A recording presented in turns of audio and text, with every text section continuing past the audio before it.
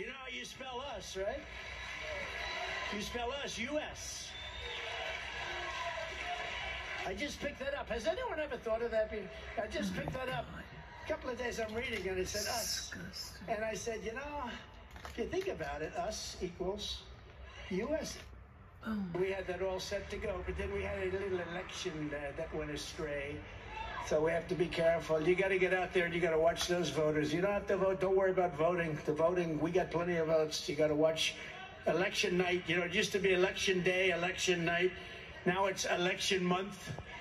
Now it's election period. Some of these things going for 53 days. It's terrible. Viktor Orban. Did anyone ever hear of him? He's probably like one of the strongest leaders anywhere in the world. And he's the leader of... Right? He's the leader of Turkey. Yeah. Willie, first of all, I just picked that up. Us and U.S. That's interesting. Yeah.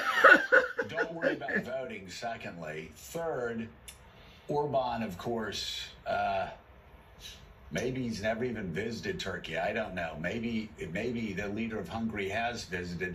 But it's troubling to me. He calls Orban one of the strongest leaders and says it in a wonderful way. Orban, of course, is a person who shut down all of his opponents politically. He's tapped reporters' phones. He's destroyed independent news agencies. He's led phony tax investigations into reporters that were critical of him, chased them from the country, brags that he's an illiberal. That they have illiberal democracy and not Western-style democracy. And again, there's a guy who keeps thinking he's running against Barack Obama. Not doing well. No, as Mika said, if that were Joe Biden, they'd be running wall-to-wall on certain networks with medical experts describing what was happening here and why he needed help and why he should probably step off the stage. I would add in, Joe, to the collection of comments that he made yesterday. He compared himself to Nelson Mandela, who, of course, spent nearly 30 years in prison for fighting apartheid in South Africa, saying if he goes to jail, he's happy to be just like Mandela.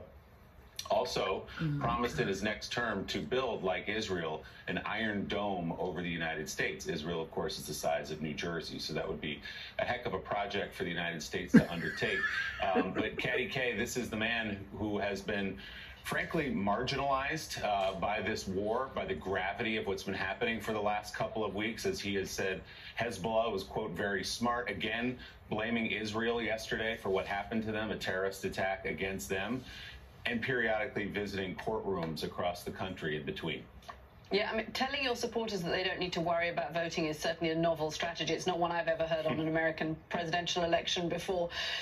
I mean, it'll be interesting to see how much Donald Trump's diehard supporters have any of their views changed by the comments he made about Hamas, which I think probably will have hurt him more than the kinds of things he said last night. But as we all know, this election is only going to be decided by about 100,000 people in 5 states. And if some of them are watching that kind of thing and seeing him confuse the leader of one country with another at a time when we are in a critical situation around the world, that could give pause to some of those people who may have been wavering, you know, in the middle, to think, actually, this is somebody who we can't trust with the security of global affairs. Coming up, Donald Trump will be back in a New York City courtroom this morning for his civil fraud trial. To hear testimony from his former fixer, Michael Cohen, we'll get a live report straight ahead on Morning Joe.